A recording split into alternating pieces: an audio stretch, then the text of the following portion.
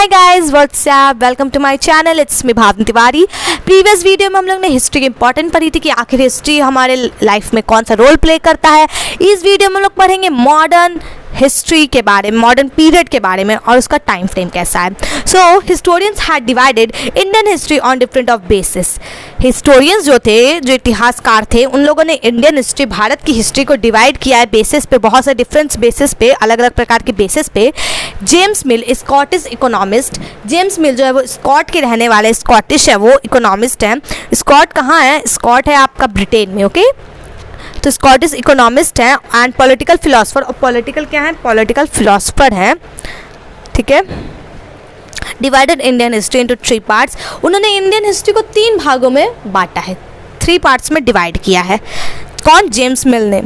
James मिल, ये आप लोग ने चैप्टर 1 में पहला नाम पढ़ा है, जेम्स मिल, इसे याद कीजिएगा। जेम्स मिल कौन है? एक स्कॉटिश इकोनॉमिस्ट और पॉलिटिकल फिलोसफर है, जिन्होंने कि इंडियन हिस्ट्री को 3 पीरियड्स में डिवाइड किया है, Hindu, Muslim and British. Okay, some other scholars have divided it into ancient, medieval and modern periods.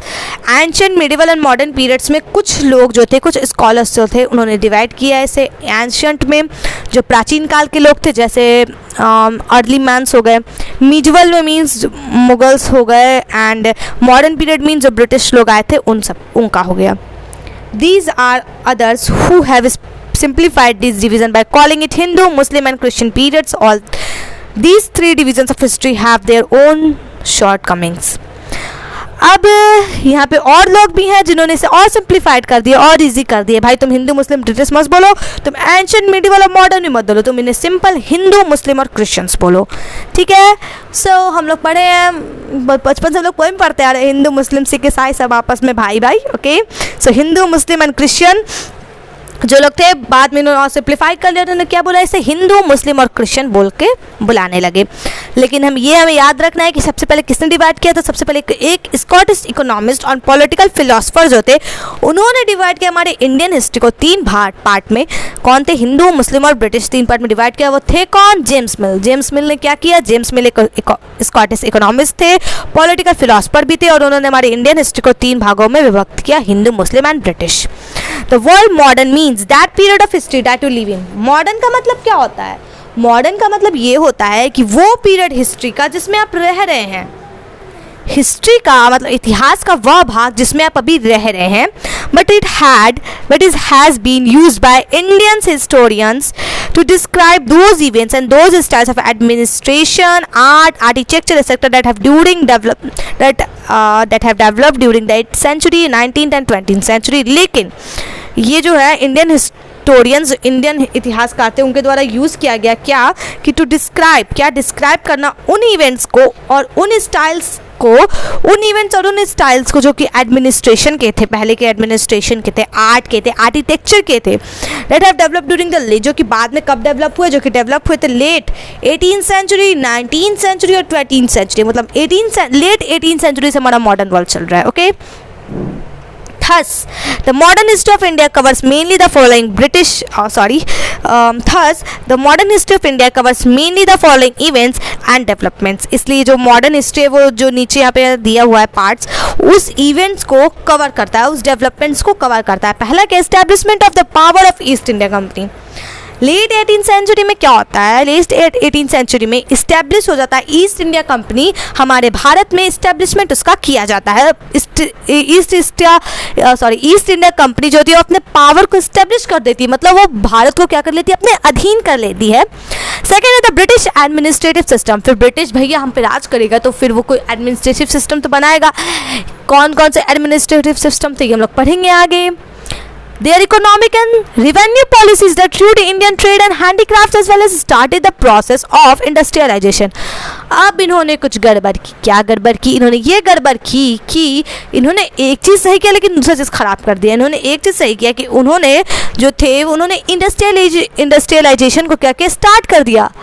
लेकिन उन्होंने क्या गलत किया? उन्होंने जो हमारे इंडियंस लोग जो थे, उनके इंडियन ट्रेड और हैंडीक्राफ्ट स्टेट को पूरा का पूरा बिगाड़ के रख दिया।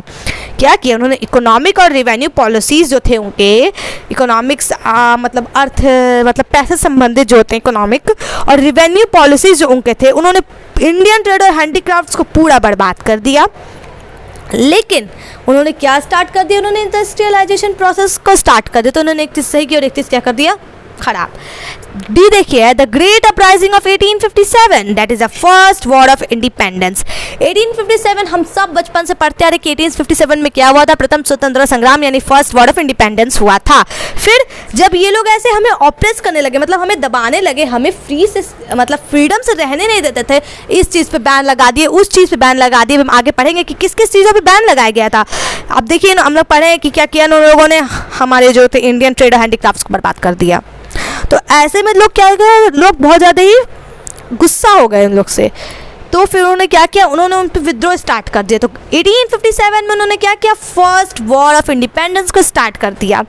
ठीक है, तो न्यू एजुकेशन सिस्टम फिर आया, ये इन्होंने अच्छा किया।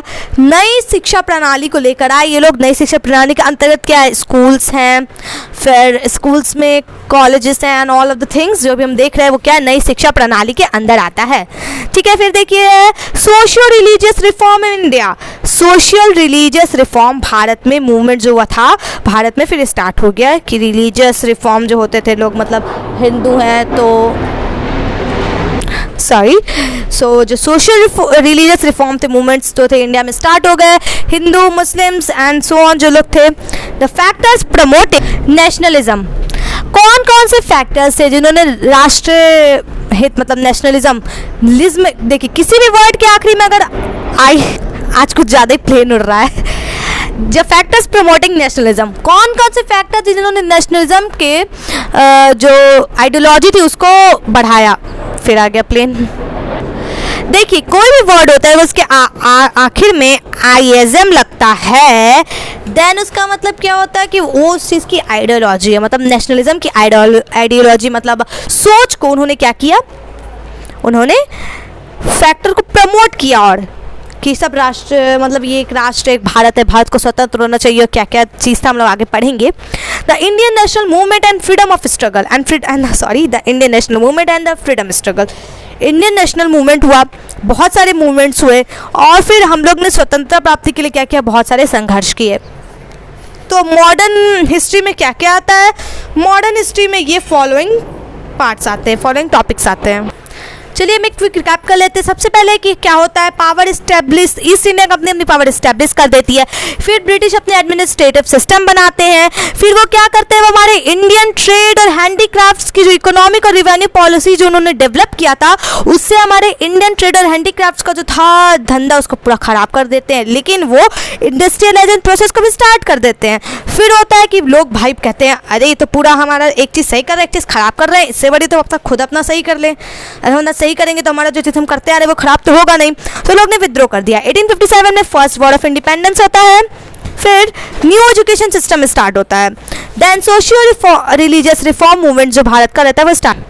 फिर कौन कौन से फैक्टर्स है तो जिन्होंने प्रमोट किया नेशनलिज्म की भावना को। फिर इंडियन नेशनल मूवमेंट क्या हुआ, फिर हम लोग ने स्वतंत्रता के लिए क्या क्या संघर्ष किया। No country can exist in isolation.